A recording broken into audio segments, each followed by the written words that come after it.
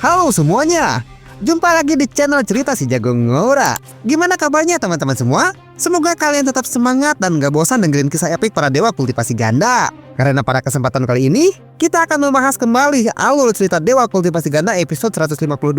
Tapi seperti biasa, sebelum masuk ke cerita utamanya, mari kita rekap dulu episode sebelumnya. Pada episode sebelumnya, setelah menemui klan Dewa Petir, Kim Eng Di kembali ke istana dan bertemu dengan Jianu yang merupakan pemimpin dari para boneka. Dan Kim Eng Di pun mengatakan kepadanya kalau klan Dewa Petir telah bersedia ikut dalam perang besar yang akan datang. Kemudian, Kim Eng Di mengirim Jianu untuk pergi ke rawa tak berujung dan menyampaikan pesan kepada Dewa Naga bahwa para Tianu akan segera menyerang. Setelah Jianu pergi, Kim Eng Di merenung sendirian sambil memegang benda pemberian Cusiu, yaitu 2 formasi tingkat 8 peninggalan murid pengkhianat yang kini menjadi satu-satunya harapan mereka dalam menghadapi badai besar. Namun jauh di dalam hatinya, Kim Eng Di sadar, di balik dinginnya strategi Cusiu, dia selalu menyimpan niat tulus untuk melindungi orang yang dia cintai, termasuk dirinya dan anak yang kini tengah dia kandung. Setelah beberapa waktu berlalu, Long Kui datang ke Pulau Dewa Alam Liar untuk membahas rencana perang. Tapi pertemuan itu sempat diwarnai ketegangan, terutama saat Long Kui menggoda tentang hubungannya dengan Cusiu, yang membuat Kim Eng Di nyaris meledak karena merasa cemburu. Setelah melewati perdebatan itu, keduanya akhirnya fokus pada strategi pertahanan. Karena Cusiu telah memperkirakan bahwa serangan besar akan datang, dan hanya formasi tingkat 8 yang bisa menahan gempuran para Tianu. Dan benar saja, tak lama kemudian langit Pulau Dewa Alam Liar mulai retak, dan ribuan Tianu turun menyerbu membawa kekacauan ke seluruh penjuru. Sementara pertempuran besar berkecamuk, di tempat lain Cusiu akhirnya kembali dari pencarian sumber Dao. Dia datang bersama Xiaoqi dan juga Li Qin, dan membawa sebuah telur misterius dan aura yang lebih kuat dari sebelumnya. Namun kedatangannya bukan untuk beristirahat, karena dari kejauhan, dia bisa merasakan kekacauan di Pulau Dewa Alam Liar. Cusiu pun segera bergerak, dan dengan tatapan serius, dia tahu pertempuran ini bukan lagi sekedar pertahanan, tapi pertaruhan hidup dan mati. Cusiu pun bergumam dalam hati, hanya 3 raja suci yang tersisa untuk bertarung, dan musuh datang dalam gelombang tanpa akhir. Tapi meski peluangnya kecil, tekad Cusiu tetap tak tergoyahkan. Demi para wanita yang dia cintai, demi murid dan sekutunya, dia akan berdiri melawan badai meski sendirian sekalipun. Dan disinilah kisah berlanjut. Saat perang besar antara Dewa Alam Liar dan para Tianu semakin memanas, Cusiu akhirnya mengambil langkah yang menentukan nasib seluruh dunia kultivasi. Tanpa banyak berbasa-basi lagi, yuk langsung saja kita masuk ke episode 152, yaitu bab baru dari kisah sang murid pemberontak yang menantang takdirnya sendiri. Cerita berlanjut. Setelah Cusiu turun ke bawah untuk mendekat, Cusiu melihat anak Qian Mian di tepi danau. Dalam hati Cusiu bilang, "Oh, bukankah dia adalah Qian Mian?" Mata Cusiu menyipit sejenak. Adanya Qian Mian di sana membuat nalurinya terjaga antara penasaran dan kewaspadaan. Sebelum pergi menemui Qian Mian, Cusiu memberikan telur itu kepada Xiaoqi dan berkata, "Tolong jaga telur ayam ini untukku. Kalian pergi saja dulu, nanti aku akan menghubungi kalian jika aku memerlukan sesuatu." Suaranya tenang namun tegas. Kepercayaan itu tersirat saat ia menyerahkan tanggung jawab besar kepada kedua bawahannya. Sementara itu, Qian Mian yang sekarang sedang menggunakan wujud laki-laki, dia terlihat fokus melihat keadaan di medan perang. Wajah Qian Mian tampak serius, mata yang fokus menunjukkan bahwa pikirannya sibuk menimbang bahaya yang mengintai. Lalu tiba-tiba Qian Mian merasa sangat terkejut karena ada seseorang yang memegang pundaknya dengan keras. Qian Mian bilang, "Siapa kau? Cepat lepaskan aku, dasar makhluk rendahan." Kagetnya Qian Mian terpancar jelas, suara desakannya penuh kemarahan dan kebingungan saat dia berusaha melepaskan diri. Tapi setelah Qian Mian menoleh ke belakang, dia langsung merasa panik karena ternyata itu adalah ulah Cusiu. Qian Mian bilang, "Cusiu, kau telah kembali. Maafkan aku tidak bermaksud untuk memakimu barusan." Wajahnya berubah seketika dari marah menjadi cemas. Kata maaf itu terdengar gugup. Dia menyadari kesalahpahaman yang baru saja terjadi. Lalu Cusiu langsung menempelkan kertas jimat di dahi Qian Mian dan berkata, "Qian Mian, apa yang terjadi di sini? Kenapa tiba-tiba banyak sekali Tianu yang datang?" Qian Mian menjawab, "Kau pergi selama 1 tahun 17 hari 3 jam 45 menit dan hampir semua makhluk di bintang Kono Taichi telah dijadikan sebagai senjata Tianu, kecuali kami yang ada di Pulau Dewa Alam Liar dan lawa tidak berujung." Ketegangan meningkat saat kertas jimat ditempelkan. Pertanyaan Cusiu singkat tapi menuntut jawaban yang berat. Sementara Qian Mian mengungkapkan angka-angka yang bikin ngeri. Tentu saja Qian Mian tidak mungkin berbohong karena dia berkata dalam pengaruh kertas jimat, dan Cusiu pun kembali bertanya, "Qian Mian, apakah kau sangat merindukanku sehingga kau hafal jam dan menitnya waktu kepergianku?" Qian Mian menjawab, "Apa maksudmu itu?" Ada kecanggungan singkat. Perpaduan antara kejujuran yang dipaksa dan keheranan atas detail yang disebutkan membuat suasana terasa aneh. Setelah dirasa cukup berbasa-basi, Cusiu mulai membahas hal yang lebih serius. Dia bilang, "Kau sudah lebih paham situasi saat ini daripada aku. Apakah kau memiliki cara untuk mengatasinya? Qian Mian menjawab, karena kau menanyakan hal itu kepadaku, berarti kau tidak yakin bisa mengalahkan Raja Suci di pihak mereka. Nada pembicaraan berubah serius, ada beban strategis di balik kata-katanya, sebuah pengakuan bahwa ancaman mereka jauh lebih rumit dari dugaan. Wajah Chu Xiu langsung berubah menjadi serius dan kembali berkata, aku akui dengan kekuatanku saat ini, aku bisa mengimbangi jika bertarung melawan mereka dan melindungi diriku sendiri, tapi sangat sulit untuk membunuh mereka semua sekaligus. Ketegasan dan kerendahan hati bercampur, Chu Xiu jujur pada batasan kekuatannya saat ini, itu membuat rencana menjadi lebih menegangkan. Setelah mendengar perkataan dari Chu Xiu, Qian Mian bisa mengambil kesimpulan. Dia bilang, baiklah kalau begitu, satu-satunya pilihan bagi kita adalah menghancurkan wanita itu. Kita dapat menggunakan kelemahan Qi Luo. Jika kau menculikku, Qi Luo pasti akan langsung menyusul kita dan membawa 2 atau 3 Raja Suci sehingga tujuan kita akan tercapai. Rencana Qian Mian terdengar dingin dan terukur, ada kecerdikan taktikal di balik proposalnya, namun juga nuansa berbahaya yang membuat udara makin berat. Chu Xiu yang tidak mengerti maksud dari perkataan Qian Mian, wajahnya langsung terlihat bingung karena Chu Xiu tidak tahu wanita yang bernama Qi Luo tersebut. Ekspresi kebingungan di wajah Chu Xiu nyata, dia harus cepat memahami permainan lawan, sementara waktu tidak berpihak kepadanya. Lalu wajah Qian Mian memerah karena merasa malu. Dia bilang, Qi Luo adalah wanita Tianu yang pernah aku ceritakan kepadamu sebelumnya. Suara Qian Mian terdengar lirih dan wajahnya memanas. Kenangan yang dia sebut seolah membawa kembali rasa yang sulit diakui. Chu Xiu pun langsung mengeluarkan keringat dingin. Dia bilang, bukankah kau berniat meracuninya dengan racun yang aku berikan kepadamu? Kenapa kau tidak melakukannya? Nada suara Chu Xiu mengeras, antara marah dan heran. Keringat dingin yang menetes menunjukkan kekhawatiran yang sulit dia sembunyikan. Meskipun merasa malu, Qian Mian tetap menjawabnya. Dia bilang, kau pernah berkataku sebelumnya, kalau suami istri itu sudah terikat karunia kasih selama 100 hari. Qian Mian menunduk sedikit, suaranya gemetar namun jujur. Kalimat itu membuat udara di antara mereka terasa canggung namun penuh arti. Tapi Chu Xiu tidak peduli sama sekali dengan kisah romantis Qian Mian dan berkata, tapi apakah kau yakin akan menjebak seseorang yang tulus mencintaimu? Qian Mian menjawab, beraninya Raja Iblis licik sepertimu berkata seperti itu kepada aku. Percakapan itu memanas, 2 pribadi keras kepala saling menantang dengan kata-kata, seolah keduanya ingin membuktikan siapa yang paling benar. Setelah mereka sepakat untuk melaksanakan rencana tersebut, Chu Xiu langsung menyeret tubuh Qian Mian. Dia bilang, baiklah, aku akan melakukan apa yang kau katakan barusan. Qian Mian menjawab, Chu Xiu, tolong bersikaplah lebih lembut, kau membuatku kesulitan untuk bernapas. Gerakan kasar Chu Xiu membuat situasi tampak tegang namun juga konyol. Di balik nada protes Qian Mian, terselip keakraban aneh yang jarang muncul di tengah bahaya. Meskipun mereka sudah melayang di udara, tapi Qian Mian terus mengoceh. Dan Chu Xiu pun langsung meledeknya. Dia bilang, kau adalah seorang Segi Agung, pasti ketahanan tubuhmu tidak selemah itu kan? Qian Mian menjawab, dasar kau manusia gila, saat ini aku masih cedera dan mencoba memulihkannya selama bertahun-tahun. Kalau kau tidak tahu, kau jangan berkata sembarangan, atau kau bunuh saja aku sekalian, karena aku sudah capek terus hidup seperti ini. Ucapan Qian Mian yang penuh keputusasaan membuat suasana mendadak berat. Kemarahan dan kesedihannya bercampur dalam suaranya yang nyaris pecah. Di saat mereka sedang berdebat, Qian Mian merasakan kehadiran seseorang dan langsung menoleh ke belakang. Dia bilang, apakah mereka sudah bisa mengejar kita?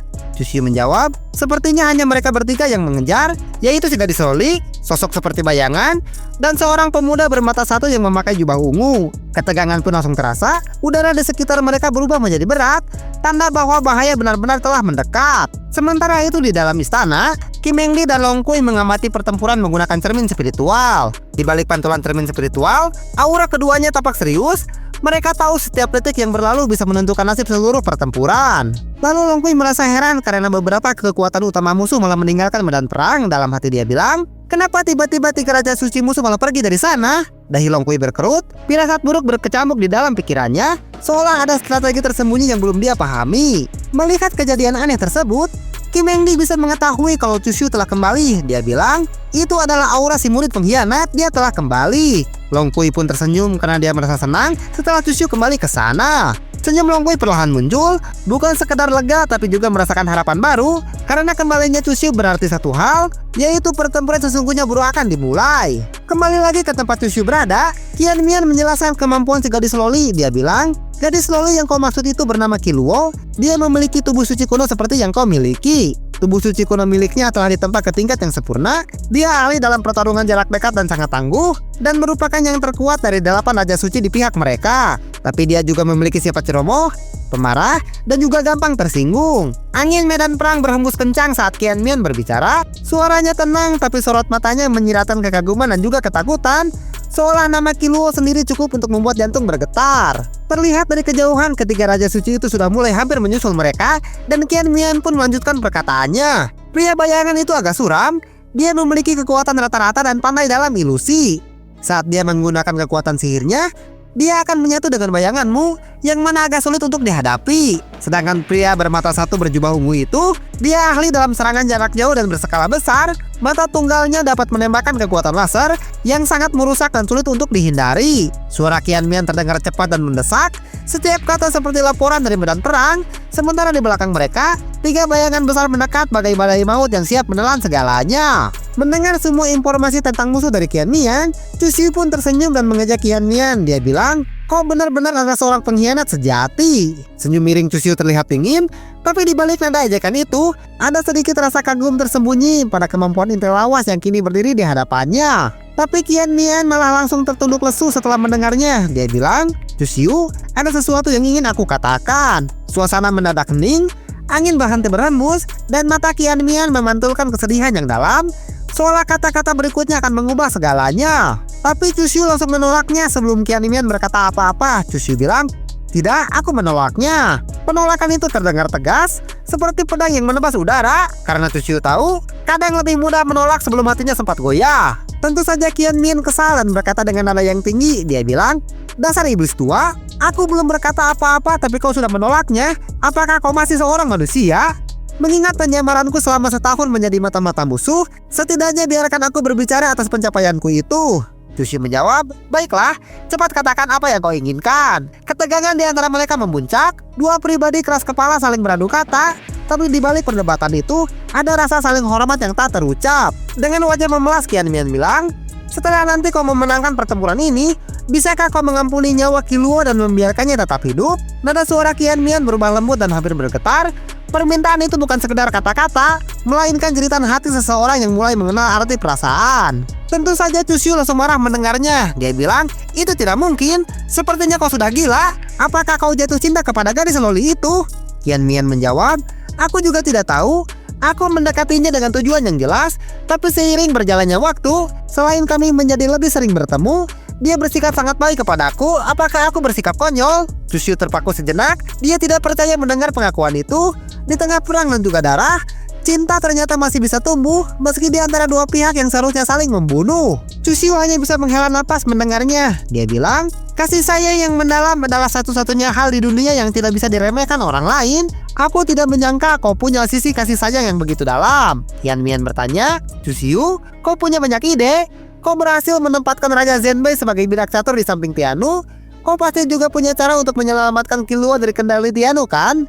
Dalam sekejap, wajah Chu Xiu melunak. Dia tahu betapa berbahayanya rasa kasih di dunia yang keras ini. Namun Chu Xiu juga tahu kalau itulah yang membuat manusia berbeda daripada monster. Akhirnya hati Chu Xiu pun luluh dan memejamkan matanya. Dia bilang, "Baiklah, aku akan mencoba yang terbaik untuk bisa melakukannya." Chu Xiu menutup mata, menarik napas panjang. Keputusan itu bukan hanya janji, tapi juga taruhan besar di tengah perang yang belum berakhir. Lalu tiba-tiba terdengar suara seseorang yang berteriak dengan keras. Dia bilang, "Cepat lepaskan dia." Suara itu menggema di udara, tajam bagai petir yang membelah langit. Chu Xiu dan Qian Mian sontak membeku sejenak. Suara penuh amarah itu membawa tekanan luar biasa, seolah datang dari seseorang yang siap menghancurkan segalanya demi orang yang dia cintai. Rupanya itu adalah Qiluo yang sedang mereka bahas. Dia terlihat sangat marah dan mengeluarkan energi spiritualnya yang meluap-luap keluar dari dalam tubuhnya. Aura suci kuno menyembur dari tubuh Qiluo seperti badai emas yang mengguncang langit. Udara bergetar hebat, dan tatapan matanya menembus layaknya pisau surgawi. Inilah kekuatan sejati tubuh suci yang telah ditempa sempurna. Qiluo pun menatap Chu Xiu dengan penuh murka. Dia bilang, "Kau berani menyentuh laki-lakiku? Sepertinya kau ingin mati dengan cara yang mengenaskan." Nada suaranya dingin tapi penuh emosi, seperti dewa perang yang turun dari langit. Setiap kata yang diucapkan membawa tekanan spiritual yang menghantam dada Chu Xiu. Langit seakan ikut bergemuruh, menyambut amarahnya yang membara. Mendengar ancaman itu, Chu Xiu langsung mengeluarkan energi spiritual miliknya sambil tersenyum. Dia bilang, "Oh, kok membuatku merasa sangat ketakutan. Aura merah pekat membungkus tubuhnya seperti kabut iblis. Senyumnya sinis penuh ejekan. Kontras dengan tekanan spiritual yang mulai bertabrakan di udara, menciptakan badai energi di antara mereka. Melihat energi spiritual milik Chusiyu, Killua langsung bisa menyadari satu hal. Dia bilang, "Apakah kau juga memiliki tubuh suci kuno?" Mata Killua terbelalak. Seketika dia bisa merasakan getaran familiar yang sangat jarang muncul di dunia ini. Dua tubuh suci kuno berdiri saling berhadapan. Pemandangan yang bahkan para dewa pun akan menatap dengan gentar. Dengan senyum jahat di wajahnya, Chusiyu balik bertanya, "Memangnya kenapa jika aku memilikinya? Apakah ada sesuatu yang aneh dengan itu?" Senyum Chusiyu mengembang seperti iblis yang baru menemukan permainan baru. Nada suaranya tenang, tapi hawa di sekitarnya menegang, seolah setiap detik bisa meledak menjadi pertempuran yang mengguncang langit. Wajah Killua terlihat menjadi bersemangat. Dia bilang, "Aku tidak menyangka kalau di era ini ada orang yang memilikinya. Aku sudah tahu apa tujuanmu. Kau memancingku untuk datang ke sini kan? Sekarang tujuanmu telah tercapai, jadi cepat lepaskan dia." Killua menatap tajam, matanya berkilat seperti bintang di malam kelam. Antara amarah dan gairah bertarung. Dia tahu ini adalah pertemuan yang ditakdirkan. Dua tubuh suci kuno tidak akan pernah bisa hidup berdampingan tanpa saling menguji kekuatan. Chusiyu pun langsung melemparkan tubuh Qian Mian. Dia bilang, "Tentu saja. Lagi pula aku tidak tertarik dengan nyawa seorang sampah sepertinya. Namaku adalah Chusiyu. Sebutkan siapa namamu sebelum kita bertarung." Dengan gerakan ringan tapi penuh kekuatan, tubuh Qian Mian melayang di udara seperti boneka tanpa daya. Chusiyu menatap tajam. Suaranya bergema penuh dominasi, nada yang menantang surga sekalipun untuk menentangnya. Dengan cepat Killua berhasil menangkap tubuh Qian Mian dan langsung menggendongnya layaknya seorang perempuan. Dalam sekejap, Killua melesat bagai kilat ungu. Angin spiritual berputar di sekelilingnya ketika dia meraih Qian Mian.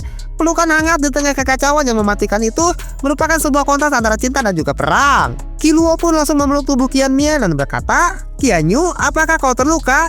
Apakah dia melakukan sesuatu kepadamu?" Qian Mian menjawab, "Aku baik-baik saja. Maafkan aku karena telah membawamu ke dalam jebakannya." Killua menatapnya dengan mata yang bergetar lembut. Amarahnya perlahan memudar digantikan rasa takut kehilangan. Di sisi lain, Qian Mian tersenyum lemah antara rasa bersalah dan kebahagiaan yang ia tahu tak akan bertahan lama. Killua yang belum menyadari kalau itu adalah rencana Qian Mian, dia terlihat sangat khawatir dan berkata, "Jangan berkata omong kosong seperti itu. Dia memang mengincarku, jadi kau tidak melakukan kesalahan apapun." Nada suara Killua terdengar tegas, tapi masih terselip rasa cemas yang tulus terhadap Qian Mian. Lalu Killua menyuruh Qian Mian untuk menjauh. Dia bilang, "Sekarang menjauhlah agar kau tidak terluka, karena sekarang aku akan melawan manusia ini." Qian Mian menjawab, "Berhati-hatilah, jangan bertindak gegabah." Qian Mian menatap Killua dengan serius, nada suaranya pelan tapi penuh kekhawatiran. Setelah Qian Mian menjauh, Killua langsung memasang kuda-kuda. Dia bilang, "Namaku adalah Killua, ingatlah nama itu sebelum kau mati." Chusiyu hanya menatap balik dengan tatapan datar, seolah menerima tantangan itu tanpa gentar sedikit pun. Lalu Killua mengeluarkan energi spiritual yang lebih besar dari sebelumnya dan kembali berkata, "Sekarang sudah waktunya untuk membunuhmu." Aura kekuatannya meningkat tajam, membuat jarak di antara mereka terasa semakin menegang. Langit seolah runtuh, udara terbelah oleh benturan dua kekuatan suci yang saling menolak keberadaan satu sama lain. Di tengah pusaran energi itu, Chusiyu dan Killua berdiri, dua tubuh suci kuno, dua takdir yang seharusnya tidak pernah bersinggungan. Sementara Qian Mian menatap dari kejauhan, hatinya terhimpit oleh rasa bersalah dan cinta yang tak sempat dia ucapkan. Pertempurannya akan datang bukan sekedar duel kekuatan, melainkan benturan antara hati dan kehormatan. Pertarungan dua tubuh suci kuno pun dimulai, dan dunia akan menjadi saksinya. Terima kasih yang sudah nonton sampai akhir ya teman-teman. Kalau kalian suka dengan alur cerita dramatis ini, jangan lupa klik like, subscribe, dan aktifkan lonceng notifikasinya biar gak ketinggalan lanjutan epic dari manhwa kultivasi ganda. Sampai jumpa di episode berikutnya, tetap semangat dan seperti biasa, ini adalah cerita si Jago Ngora.